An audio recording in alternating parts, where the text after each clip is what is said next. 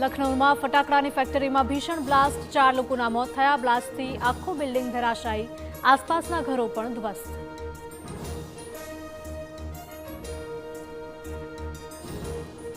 સતત વરસતા વરસાદથી રાજ્યના અનેક ડેમમાં નવા નીર। ઉકાઈ ડેમના 9 તો કડાણા ડેમના 6 ગેટ ખોલાયા, તો નદીઓ અને ધોધ છલકાતા જોવા મળ્યો મનમોહક નજારો।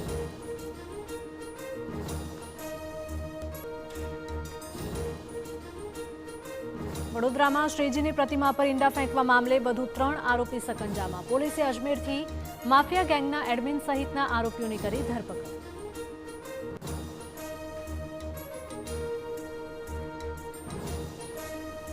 અંકલેશ્વરની હોસ્પિટલમાં દર્દીના મોત બાદ બબાલ થઈ, પરિવારજનોએ મચાવ્યો હોબાળો।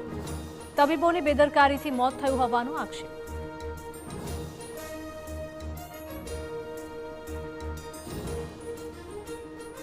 રાજ્યમાં ભેળસેળિયા પર તબાહી। ઓગસ્ટમાં ફૂડ વિભાગે 10 જેટલી કરી મોટી રેડ, 43 ટનથી પણ વધારે અખાદ્ય પદાર્થો જપ્ત।